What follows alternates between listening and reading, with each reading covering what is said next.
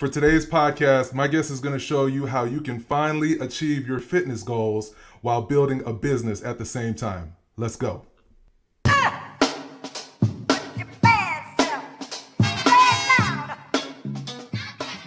Welcome to another installment of the Early Life Project podcast, where my objective each and every video is to build on one of the 5 pillars of the early life with the ultimate goal to help you achieve your goals. So today we're talking about the physical being one of the 5 pillars of the early life. The 5 pillars, if you did not know, were the mental, the physical, the spiritual, the financial, and the educational.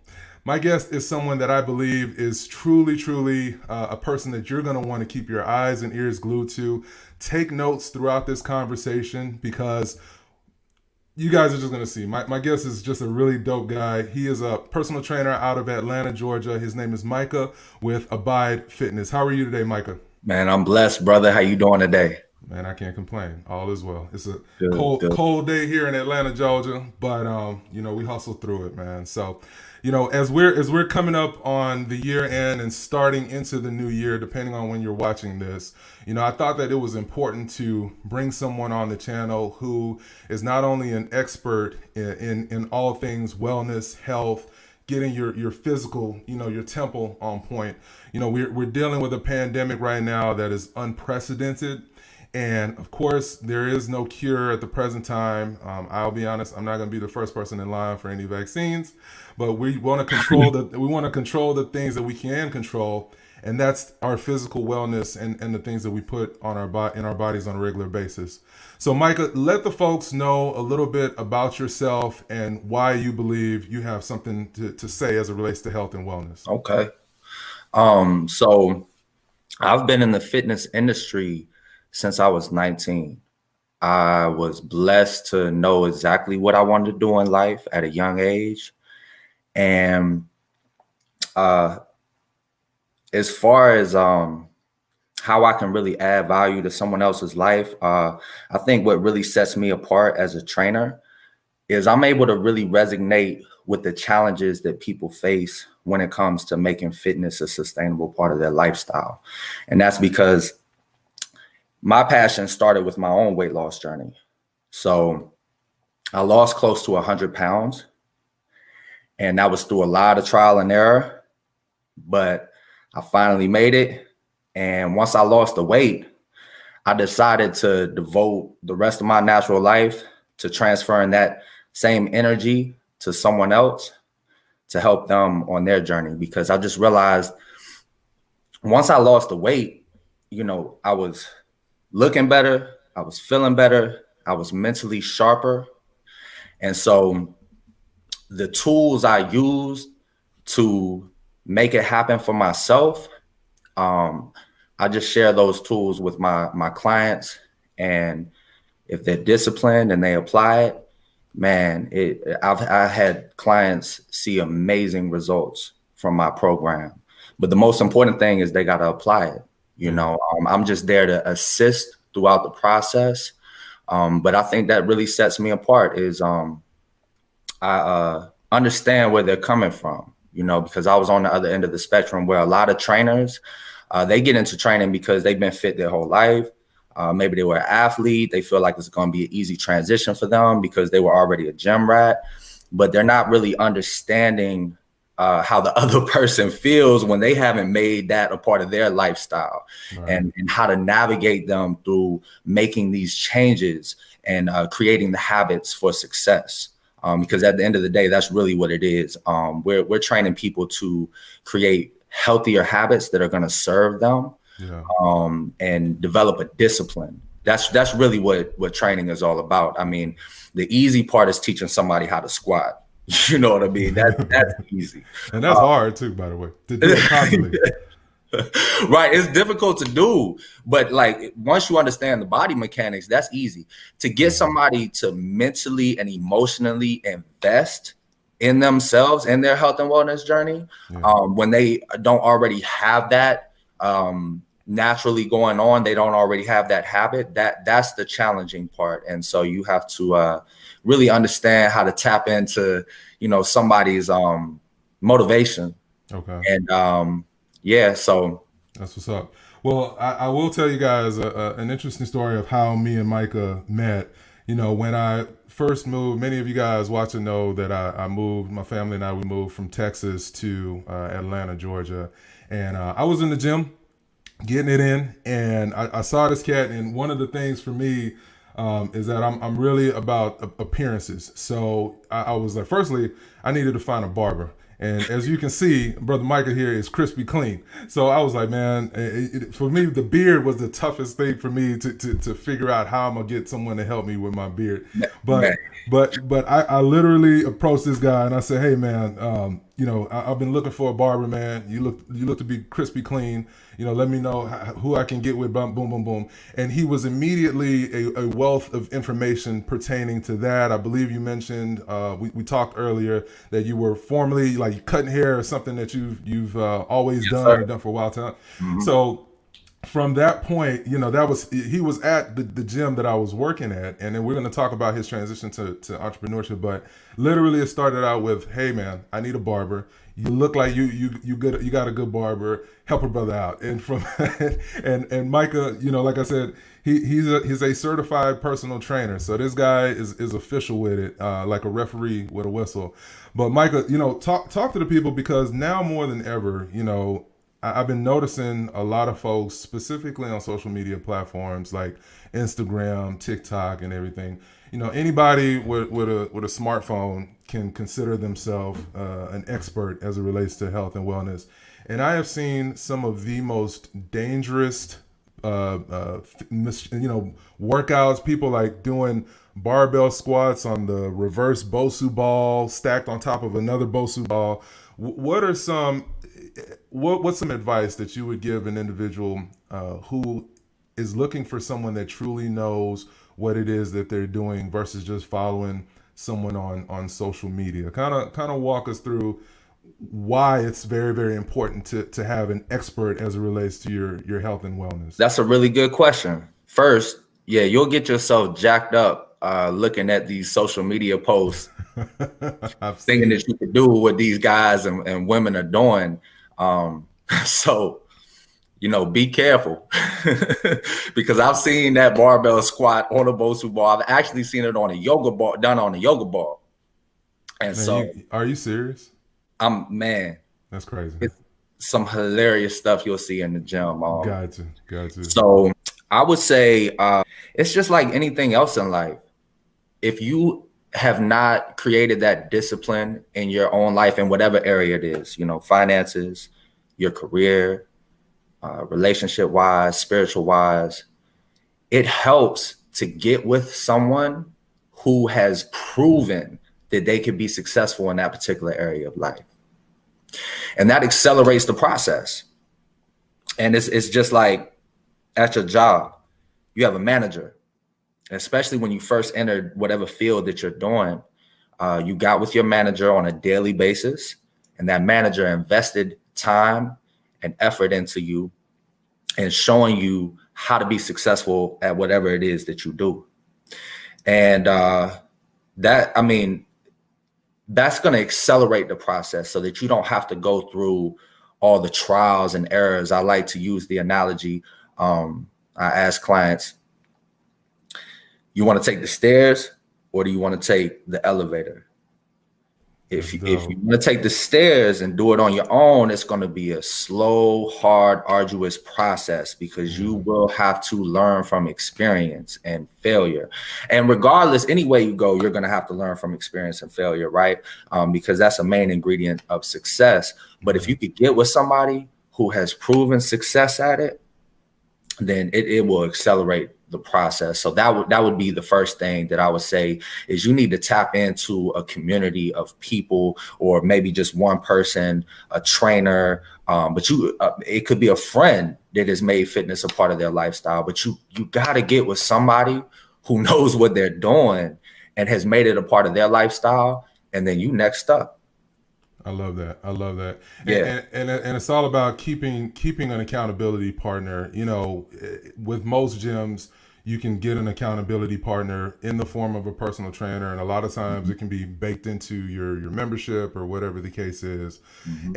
And I'm all for that, especially if you are not doing things the right way. Like I said, when I'm at the gym, I see folks and I'm just like, you want to come up to them and say, man, you're literally going to hurt yourself, because the thing about exercise and fitness is it's all about the right mechanics, as you mentioned, because you can be doing a bad thing for so long that you think you're doing it the right way, but Mhm. then you're having ongoing nagging pains, things of that nature in that specific movement, not knowing that if you had a trainer or an accountability partner, someone to tell you the importance of warming up, cooling down. When we were younger, for me, I didn't need to warm up. Like, I could just be on the basketball court 2-3 hours, be in the gym 2-3 hours, and no stretch, no nothing. But now, as I'm in my 30s, I realize how important it is to warm up properly, how Yeah. to leverage the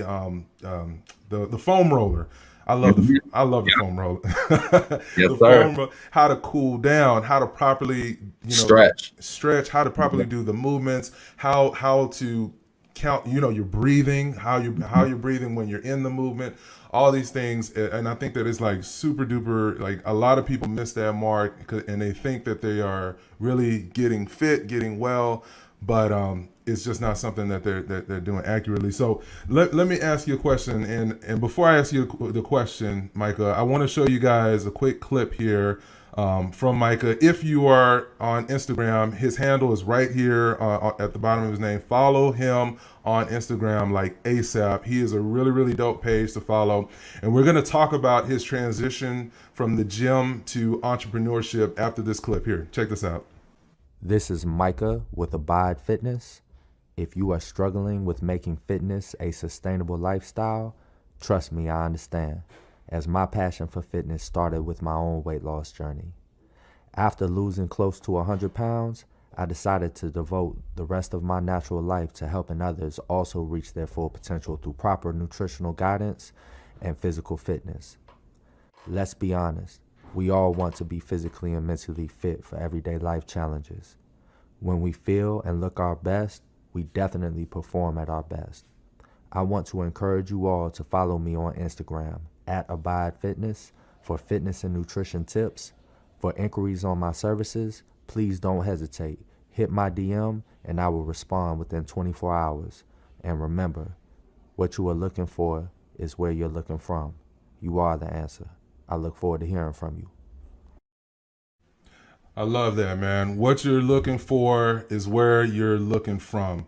That is really dope, man. And I want you to kind of talk about, Abide Fitness right now, and what Yeah. caused you to go into and make the leap into entrepreneurship, because you're a fairly new company. You're not new to fitness, but your Abide Fitness is a fairly new company, correct? Absolutely. So tell me Very new. how was Abide Fitness born? Well, it started with a vision. Prior to moving to Atlanta, I've been in the Atlanta area for about 4 to 5 years now. And prior to moving to Atlanta, I was living in Savannah, Georgia. And I was still in the fitness industry, but I wasn't a personal trainer. I was actually managing a gym. And my wife and I knew that we wanted to move to a bigger market, being that I'm from DC, she's from LA. When we went to Savannah, that was a big change of pace. Savannah's a beautiful town, beautiful town. Slow. But man, they got two speeds, slow and slower. And there's nothing wrong with that, because it just depends on the person and what they're looking for. Absolutely.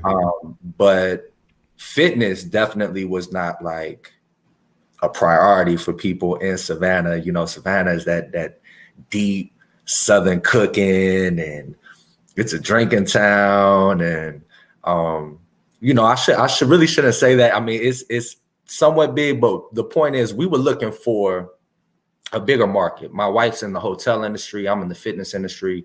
We were looking to get back to a city. And so as we were praying about it, Atlanta just seemed like the easiest transition because all our family is down here in the South, and we didn't want to move too far away. We knew we wanted to establish roots somewhere, but not be too far from family because we were planning on having kids. And so prior to moving to Atlanta, that was my vision. I'm going to move to Atlanta to start my own personal training brand. And it was clear. And then I got to Atlanta and it became very unclear. And I got distracted throughout the process for sure. I even stepped away from the fitness industry because I had been in it so long. I wasn't sure if I was doing it just because this was my comfort zone or if I was doing this because this was truly my calling. So that's when I stepped away and explored barbering because I always had a respect for barbers coming up and being at the barber shop and just getting so much, not just great cuts, but so much game from the barber shop. I mean, I grew up in the barber shop, so I always had a respect for their artistry. Yeah. So I tried that for a little while. But you know what? When it is your calling, then you're always going to somehow the universe is going to bring you right back to what your calling is. And so after I decided to stop barbering school, I went full force into personal training and I started working for a company, Crunch Fitness, where you met me at. And basically what happened was I started just going through the motions of being a trainer for another company and growing their vision, their brand. And after doing that for about, I want to say I was there 3.5 years before I branched out on my own, which it was long overdue, in my opinion, because I was ready to start my brand after the first year of becoming a trainer at Crunch. But the idea of going to a gym, because I'm not from this area, was to establish some credibility within the community. You know, if I was back in DC, I got a whole network of people that, you know, knew my abilities, knew my gifts. And so I think it would have been a lot easier for me to just jump right into my own business. But I had zero clientele out here and no one knew me. So I said, you know what, let me get with a big box gym and, show the community what I can do.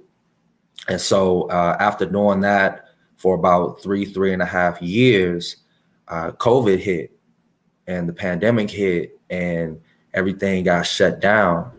So I was forced into the business, to be honest with you, because, you know, I got a family. I got to put food on the table. Absolutely. You know, I got to make sure that we take care of these bills.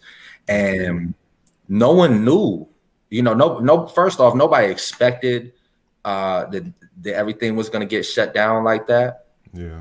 And no one knew when things would start to normalize. So with that said, I actually saw it instead of a curse. I saw it as a blessing. Right. You know, and I saw it as an opportunity that God was giving me to now focus on the reason I came to Atlanta. Right. And so that's really how it started. And really what motivated the transition was the pandemic. I can't say it was just me, you know, like, oh, I'm just going to take a big step of faith. No, I was kind of like forced into it. But in the process, I had to build my faith. Yeah. That's for sure, because it was a very fearful thing. And when you go from working for someone for so long, I don't think that we understand how much mentally we rely on that steady paycheck. Oh, yeah. And in business, it ain't no steady nothing. No. It's like, you know, you put in work and you hope that the fruits, you know, blossom, but sometimes it doesn't work and you got to readjust and pivot. It's feast or famine. So, you know, that not knowing that definitely rattled my nerves. And I could tell that, you know, I always looked at my guy at myself as a faith-based guy, but I didn't realize how much I was operating in fear for so long. And so I had to reflect on that, and I had to become very self-aware, and I had to, be honest with myself and say, you know what, maybe you're not as faithful as you thought you were in your vision. And that God could, help you make this a big empire, which is what I want. So just started going through that process spiritually of building my faith, and then continuing to go through the motions, because faith without works is dead. Going through the motions physically and doing what I need to do for the business. But I realized that the most important thing was to, just focus. I didn't realize how distracted I was until I really had to zone in and focus. So I hope that answers the question. No. You make fantastic points. I mean, I'm in a similar path. I was on a similar path. Born and raised in Texas. Texas is all I knew my entire life. I decided to make the leap into entrepreneurship in a city that my wife and I had no connections. She's from another part of Texas. I'm from Houston. She's from up north Texas. And we came to Atlanta, for lack of a better word, as a leap of faith. And as you mentioned, that that fluctuating income is something that is, it's either feast or famine, and it taught us, for one, how to be very creative, how to live on less. I'm not a big fan of the word budget, but, just really making sure that you tell your dollars what to do, because you don't know what your income is going to be from month to month. It fluctuates. But it also puts that dog in you. It puts that I gotta go kill my food. I'm vegan, so please, guys, don't kill your food. But but it puts something in you that every day I gotta go out and I gotta get after it, because at the end of the day, I got a wife and future children that's gonna be dependent on the moves that I make right now. So it's really not like it's not a plan B. You go into it with a plan A, and plan A just has to work. And you go into it with wisdom. You go into it with discernment. You know when it's time to leap. And as you mentioned, the pandemic was essentially God telling you, all right, Micah, it's time to go chase your dreams. Because as you mentioned, you got comfortable, you got complacent, which a lot of us do, because a steady paycheck is something that you can literally plan your life around. Unfortunately, though, there's no guarantees, even if you're a government worker, even if you are working with a company that's been around forever. This pandemic has really shown folks that the only surefire way to protect yourself, you Inc., is through entrepreneurship. That's right. You made that leap, and I've been following you on Instagram. You've got a growing clientele. It's always dope to watch, of all ages and ranges, and like kind of talk about how when you made that shift from the big box gym to full-time entrepreneurship, you did mention that you built some credibility, and I'm sure that there were folks from the gym that decided to follow you into entrepreneurship. So walk us through like what your first few client interactions were like, and when you really started to find your groove. Great question. So when I walked out of the big box gym, I walked out, and really, I probably shouldn't be sharing this, because, we have a non-compete clause, but it is what it is. Well, we talk about random clients. Nobody from the gym. Nobody from the gym. Yeah, the leaders at that big box gym. Yeah. My reputation there was so good. They knew what was up. They knew we had to get out there and hustle during the pandemic. Honestly, all of us did it. But only like 2 or 3 people actually walked out with me, right? Because people were still skeptical about being around anyone, especially going into a gym, because, but they were skeptical about being outside, period. Gotcha. So I only had 2 or 3 clients that was like, you know what, let's get it. Well, I mean, I still got goals. So I said, all right, let's go to the park. And I just focused on those 2 to 3 clients, and I was super grateful for those 2 to 3 clients. And I think this is very instrumental in a trainer growing their brand. You got to invest in your clients. I don't care if it's just one. You know, you cannot be out here chasing new clients, right, without taking care of the ones that God gave you, right? So I just really invested in those 2 to 3 clients that were willing to go out to the park with me. And they kept encouraging me like, hey, you know, I think this is your time. We've been telling you to start your own business. Just go. And so I was out there at the park, started with 3 clients. That grew to about 25 clients within a 3-month period. Wow. Talk about scaling. Man, it was a humbling experience. And it wasn't that difficult. You know, we'll talk more about that. I know that's one of your questions going forward as far as trainers and how to grow their brand. It wasn't that difficult. I didn't do, you know, all this crazy marketing or anything like that. Like I said, it's just, you got to take care of the people that you have, take care of your customers, take care of your clients, and they will market for you. Oh, yeah. So, but it grew and it built some momentum. And so when the gyms reopened and the market reopened, I got back to the gym and I told my manager what I had been doing at the park. And I said, look, I think that it might be my time to break away. Well, me being a top producer, you know, and I say that humbly, but me being a top producer there, he was trying to encourage me to stay at the gym. And me, you know, he was very instrumental in my growth as a trainer. And, you know, I thought he was an authentic guy, and I didn't want to leave him because so many trainers had left throughout the pandemic. Other trainers had started their businesses and said, look, I'm not coming back. And so I just didn't want to leave him like that. But so we had an agreement where, you know, I was going to grow my brand, but still invest some time at Crunch. Something just wasn't jiving well in my spirit about that. Every time I was going to Crunch, I just wasn't invested anymore. Like my mind was just outside of Crunch. It was on my brand. And so you tasted entrepreneurship, man. It's an addictive drug. It really is. And you have to, I do believe you have to be a certain caliber of person and character to be an entrepreneur. Entrepreneurship is not for everybody. It's starting to become a fad. Everybody want to talk about it. But let me tell you something. I know, you know, this is some work.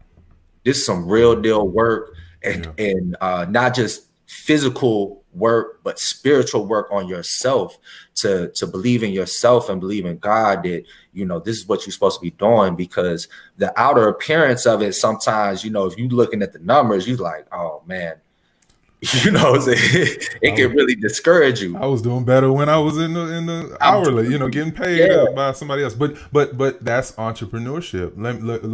Let's walk through it. So the big box gym that you came from, they probably started as one gym, right?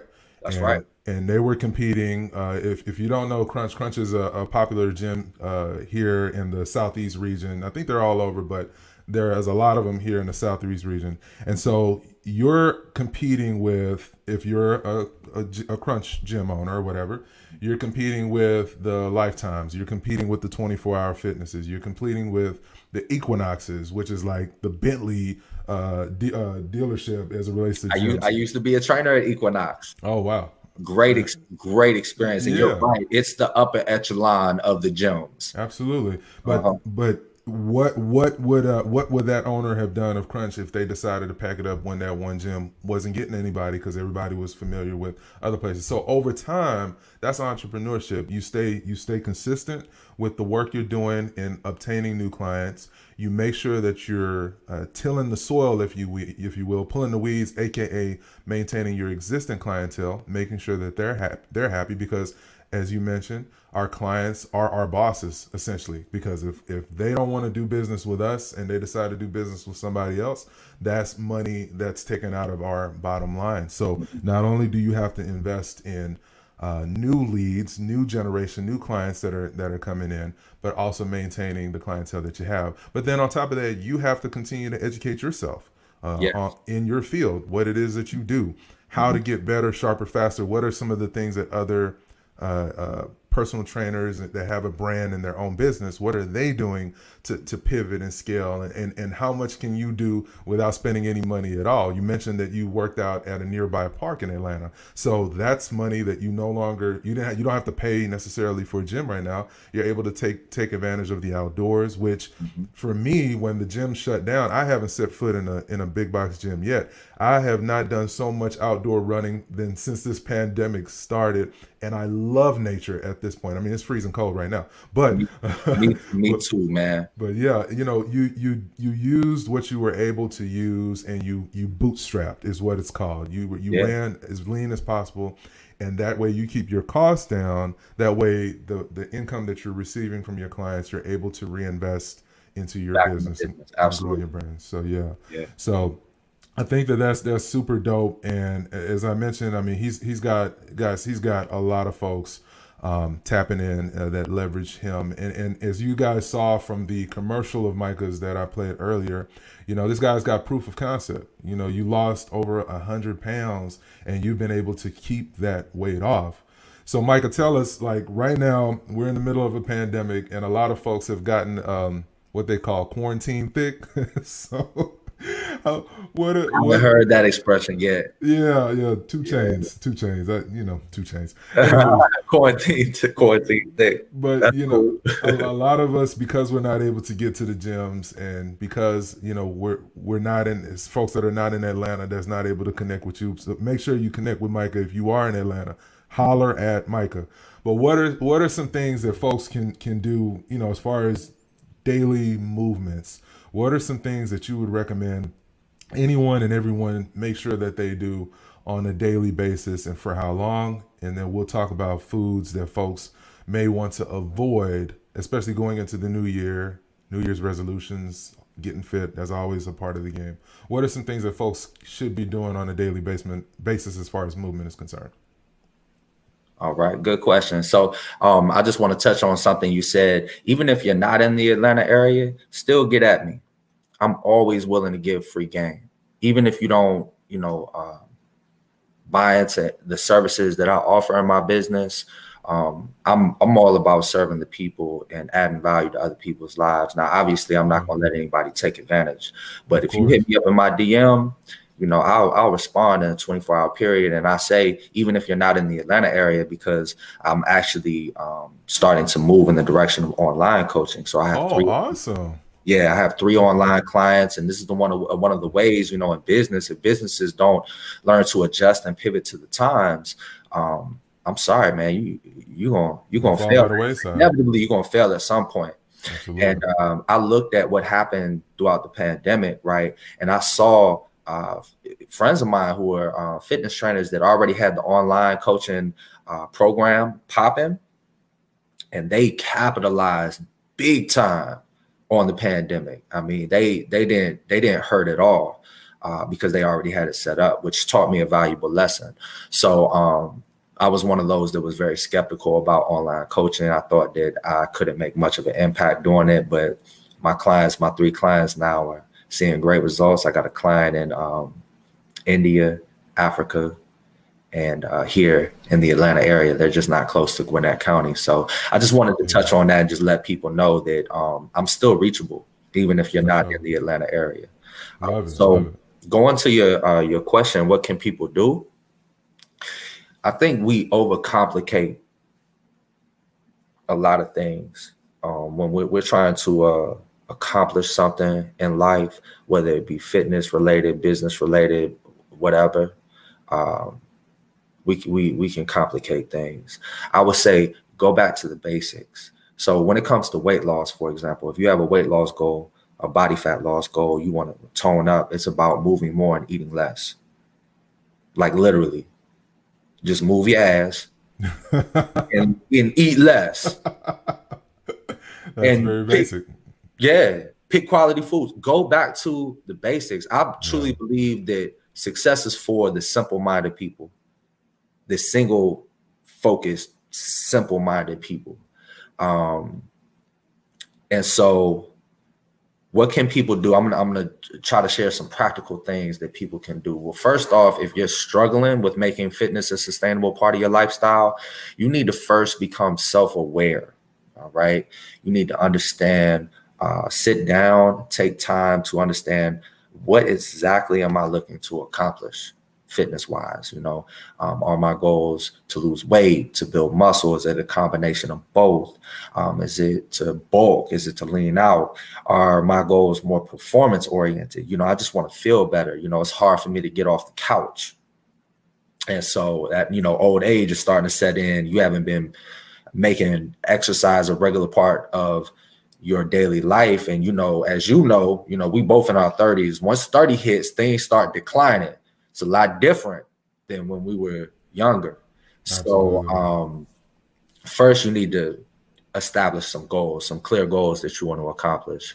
Okay. Then in addition to that list, you need to write a list of why you want to accomplish these goals. Okay. And it's got to be really compelling. So you got to dig deep and ask yourself, why do I want to lose the weight? So I'll give you an example of, like, for me, I did this exercise myself, and it was very instrumental in me making this a part of my lifestyle. That is, every single morning after I wrote down my goals and I wrote down the reasons why I wanted to accomplish my goals, I would take a look at both lists before I did anything, because I had to focus. I had to really, really, really, really focus in the beginning stages. Now I don't have to do that because it's become a part of who I am, right? But in the beginning, when you have not made this a habit, a discipline in your life, you have to go through these steps. I believe it'll be very helpful. So yeah, that's the first thing. Have a vision for what you want to accomplish.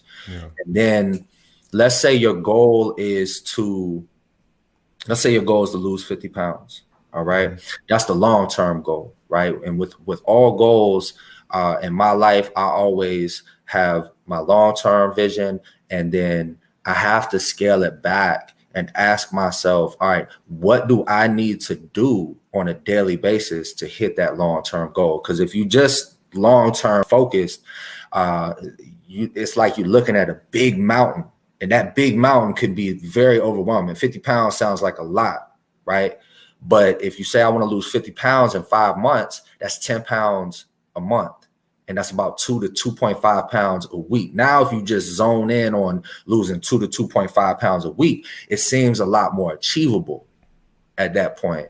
So go ahead. I was going to say, they say, how can you eat an elephant? One bite at a time. One bite at a time. How do you build a house?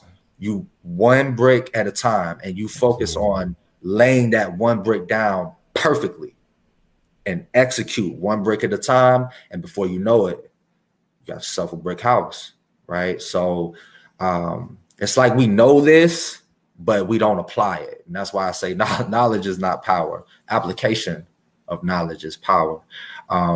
But some of my whys, some of the things that were compelling me, because I kind of went off topic just a little bit, I was going to share my whys, was one, wanting to live a long, healthy life. I saw family members suffer at young ages because of lifestyle habits. And, they like to claim, oh, it's in the genes, it's in the, man, that's a bunch of bull. All right. It's in our lifestyle choices and habits. That's the reason why it continues to be a generational curse within my family. High blood pressure, diabetes, heart attacks. My pops just had open heart surgery about 5 years ago. Thank God he's still with us. Wow, thank God. Seeing that at a young age, I was like, no, I don't. I'm not going to keep serving traditions that are in my family. That I'm not going to subscribe. Rather, I'm not going to subscribe to traditions that I came up under that are not serving me anymore. You know, we have the information now. We're in an age where We know Big Mama's Soul Food Sunday, although their food looks amazing, there's a reason why Big Mama is so big. There's a reason why a lot of us are dying of diseases that typically, historically, didn't affect us until our 60s and 70s. Folks are dying of it in their 40s and 50s. And it has to be the food that we're eating, right? Because we can't control the air that we breathe, right? There's no right. control of that. You can drink all the filtered water you want to. I drink spring water, but There you ultimately, go. That's the best water. that's the best water. Okay, awesome. See, Mm-hmm. bam, right here. But ultimately, it's what we put in our body. That's what they say is like 80% diet, 20% physical activity as far as your wellness is concerned. So that was part of the reason, that I chose a plant-based life, a vegan lifestyle, because in my family, I lost my grandmother last year to diabetes. I got high blood pressure in my family, high cholesterol in my family, all sorts of stuff that is in our family, when at the end of the day, it's not in our family, it's in our kitchen. And that's how we're able to change the game, man. So what are some foods? I'm sorry, you were telling your why. I was just talking about the whys. Yeah, so I'm gonna wrap this up. So that was a big one for me, right? Because I saw a family member pass away at a young age who made a big impact in my life, and I knew it was lifestyle. And so, when you're sitting down to write down the whys, why do I want to accomplish these goals? It has got to hit you emotionally in some way. You got to tap into your emotion. That's why I said you got to really become self-aware, take time with this list, and understand your why, because that is what's going to keep you motivated. But my other whys were just want to look better, feel better. I think all of us have a degree of vanity in us, and we want to look our best. I definitely wasn't feeling my best. My energy levels were low. I was feeling very sluggish and lethargic throughout the day. And a huge part of that was the nutrition, the food, the type of fuel I was putting in my body. It was weighing me down big time. So that was a why. What were some other whys? You got family that's dependent on you. Your Family, wife. longevity. Yes, longevity. That was definitely a huge why. Wanting to live a long, healthy life and take preventative measures so that what I saw with my other family members did not, happen in my own life. But then the other one was I was a basketball player coming up. I love basketball, love it. And when I put on the weight, can't move as fast. It wasn't the same, bro. It was not the same. I was out there. So that was another thing that was keeping me motivated and engaged. Is like I saw that my performance on the court got better, and so those were my whys. I want to encourage you all to do this exercise. Sit down, understand what you want to accomplish, then understand why you want to accomplish it. But then I'm gonna end on this note. Even after you write down the why list, right? That right there will help you harness motivation, right? Okay. But I'm not a big fan of motivation. I tell this to my clients all the time, okay? Motivation is an emotion that comes and goes. And yes, by becoming self-aware and understanding your whys, right, you can harness motivation. Right. But the fact of the matter is you do not wake up every day of your life like, man, I can't wait to go to the gym. No, I know I don't. As a matter of fact, 70 to 80% of the time, and I'm a trainer, prior to my workout, I'm like, man, because I know I'm about to go and put my body through some stress, right? So it can grow and get better. Yeah, but that's basically what you're doing when you're working out. You put your body in an uncomfortable situation. Go ahead. I have a saying. I say, I didn't come up with this, but it's do the hardest thing first. That's right. So for me, that was a big reason when we would link, I'd be there early because at the end of the day, and that's the reason for the name of this channel, The Early Life. I was going to ask you about that too. Yeah, we're going to walk through that. But I say when you knock the hardest thing out early in your day, it gives you that initial win. That win, like, okay, if I don't do anything else, at least I got off my butt and got in the gym for an hour and put in some work. Everything else after that is really, for one, you have the energy to power through your day. That's why I prefer morning workouts versus evening workouts, because now you're giving your wellness your last fruits instead of your first fruits, and if that makes sense. Believers will know exactly what I'm You talking got to about. make it a priority. And Gotta by make it a doing it priority. first thing in the morning, you're saying this is way more important than anything else. So I'm gonna knock this Absolutely. off the list first. Absolutely. So, as it relates to wellness and things that foods that people can avoid during this period, like walk us through as we wrap up here, walk us through, of course you have your cheat day, and psychologically that's really how people are able to navigate and be successful with a diet. I don't like the word diet. I like the word live it, let it be a lifestyle. But like, what are some foods going into the new year that people just really, I believe you mentioned it, but I just want to close that loop. What are some foods that people can avoid, should avoid, and what are some daily exercises that people can do on a regular basis? Good question. So you play with the words a little bit, and I like that because I play with words too. I think certain words bring a negative connotation. So like cheat day, for example, I don't even say cheat day to my clients. I call it a treat day because you're treating yourself for being disciplined throughout the week. If you knocked out, if you knocked everything off the list of, to-dos to reach your goal, absolutely. Applaud yourself. Go celebrate a little bit. Not too much. You don't want to binge. A whole weekend of binging could ruin a whole week's worth of workouts. Absolutely. So you don't want to go too crazy, but you do want to treat yourself. What are some things that people can stay away from? This is going to be a pretty obvious one. Processed foods. Anything processed. So let's define that. Anything in a can, bag, or a box is somewhat processed.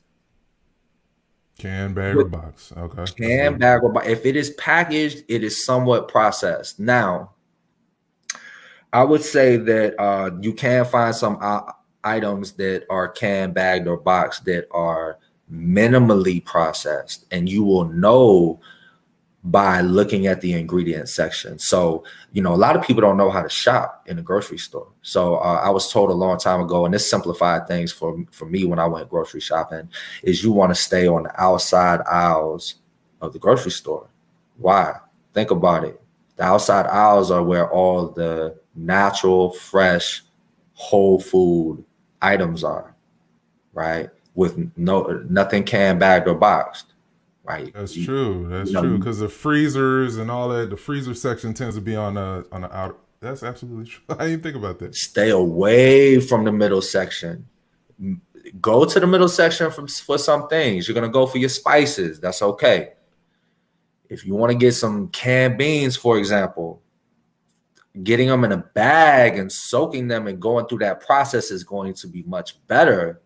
But when you pick up a can of beans and you look in the ingredients section, it says water, salt, beans.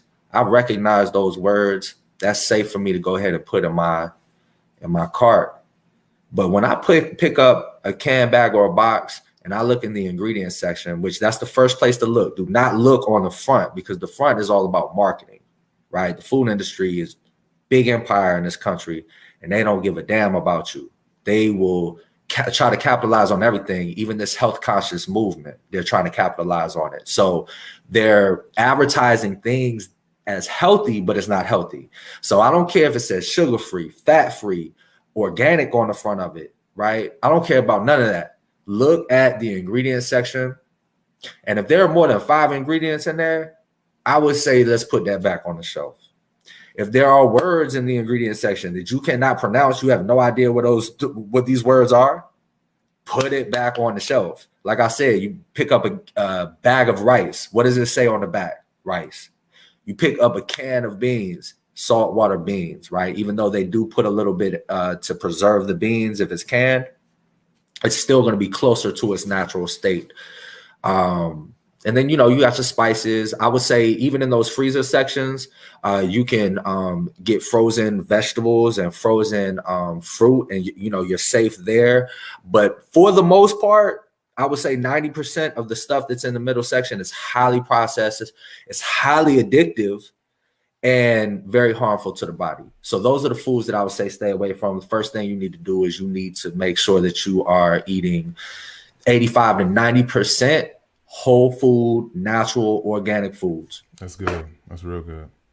And I think that, as you mentioned, you have those treat days, those treat periods, but not that the majority of the time you cannot out exercise bad food behaviors. You know what I mean? Because I tried. It doesn't work. It doesn't. what we eat is really a reflection of our behavior. You hear about it all the time when people are. I used to watch a show back in the day called Sex and the City, and like the lady would be sad or upset about something, and she's got this big old tub of ice cream, and she's just gorging herself on the ice cream as a coping mechanism.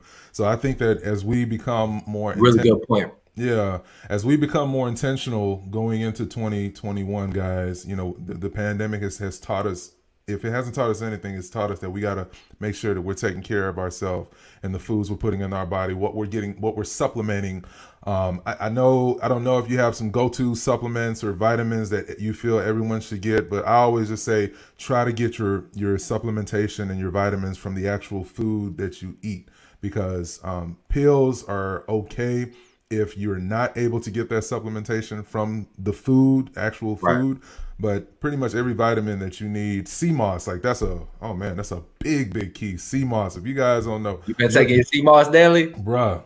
My man, it's a wellness hack, absolutely, if you will. It has 92 of the 102 minerals that the body needs to operate on an optimal level, yes. And it's natural.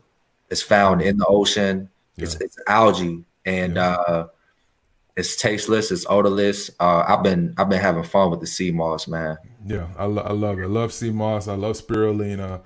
Yes. I've gotten into something called Swedish bitters, which is any bitters when you're talking about spices, turmeric, ginger, things of that nature. Like we're juicing in our household on a weekly basis, bro.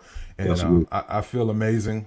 Still COVID free. Aside from COVID, I haven't gotten sick at all. Honestly, since the pandemic began, I haven't gotten a cold. I haven't had anything, and that's been because one, we're just really, really drilling down on the food that we're putting in our bodies. So that's amazing. Yeah, but man, Micah, this has been a fun conversation, man. I salute anyone who has not only made the leap into entrepreneurship, but has made the leap at a time where other folks might tell you that you're crazy. You should go seek safety because, hey, people are losing their jobs left and right. Why would you go into entrepreneurship? But you made that leap in the middle of a pandemic, and you are flying high, man. Like I said, I watch him on Instagram with his classes, and I mean, they're just growing and growing, and I'm loving that you're helping folks get better while building your business at the same time. So any parting words that you want to, let the audience know before we close on out here? So there was one more thing that I wanted to touch on with the nutrition, because, as we both said, that's 80% of the process. So if people can really start to discipline themselves with the food first, then when they start to incorporate movement into their lifestyle, it will accelerate the process big time. The food is either going to accelerate your fitness goals or decelerate. So establish that discipline first. And one of the ways is to prep. If we fail to prepare, we prepare to fail.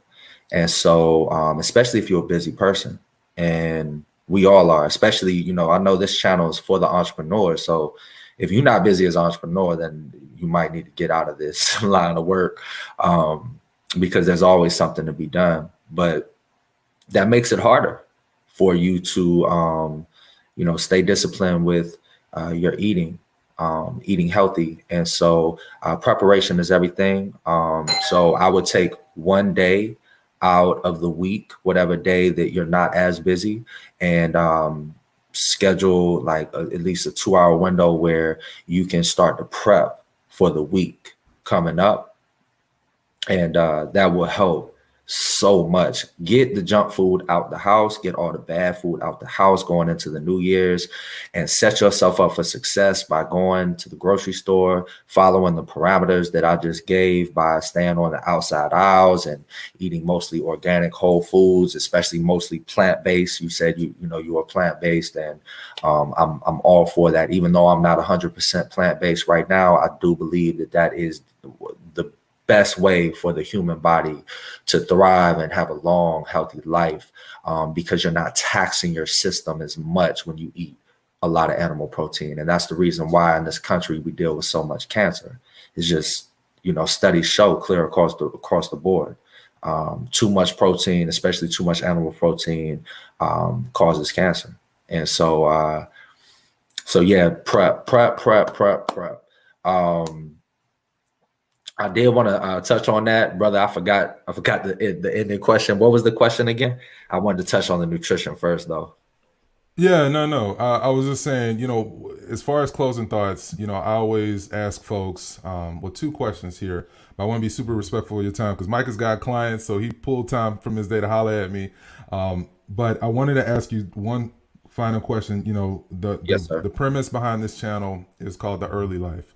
And Yes. the Early Life Project, and it's a project that I created that because I was told in a lot of areas if I want to achieve certain goals and dreams in my life, I got to wait until I'm an old man to be able to actually enjoy life. And I push back against that. And I believe anybody and everybody should be able to push back against that if they drill down on those 5 pillars of the early life: the mental, the physical, the spiritual, the financial, and the educational. Get those things on point, and you will see your early life. So you have ventured into entrepreneurship and you're manifesting your early life. So how does it feel as a newly minted entrepreneur? Like, what does the early life and being able to achieve your dreams early in your life, as you are doing and continuing to do, what does that mean for you?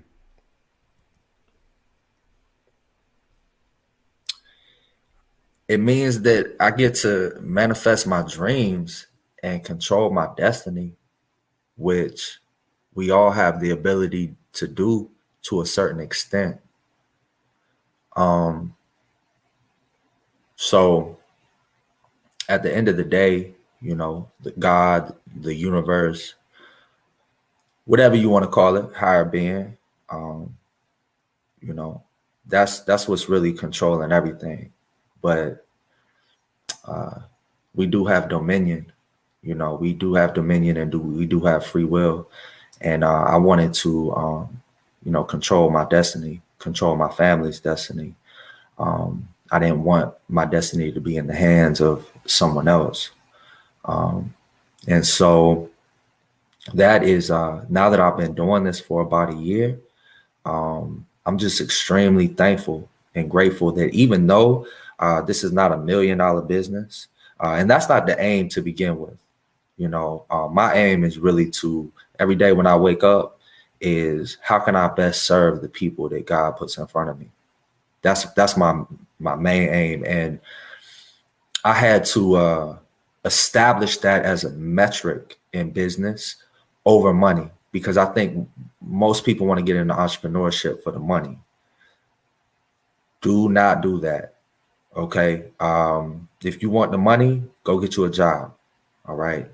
Yep. What you want to focus on is how can I use the gifts and the talents that God has given me to add value to someone else's life. Absolutely. And if you focus on that and that's it, and don't really care about like the result as much, but you just focus on serving. I had a video on this. If you go back to when the pandemic started, you'll see the progression of my business. One of my first videos was, we're in this pandemic, and I truly feel like God's giving everybody the opportunity right now to explore their gifts and talents and figure out what you want to do. He's giving you the space. You ain't got to work 8-10 hours and then go home, feed the kids, and you're not caught up in the matrix anymore. So you now have space to spend time with yourself to really figure out what direction do you want to go in life. And so one of the things that I said in my early videos is if you are concerned about making money, which a lot of people were during the pandemic, because a lot of people were affected in negative ways. Businesses had to close and people lost jobs and, so on and so forth. And I said that, if you wake up every day with this attitude of how can I best serve people with the gifts and talents that God gave me, and then get to work, you'll never have to worry about money. And I stand on that to this day.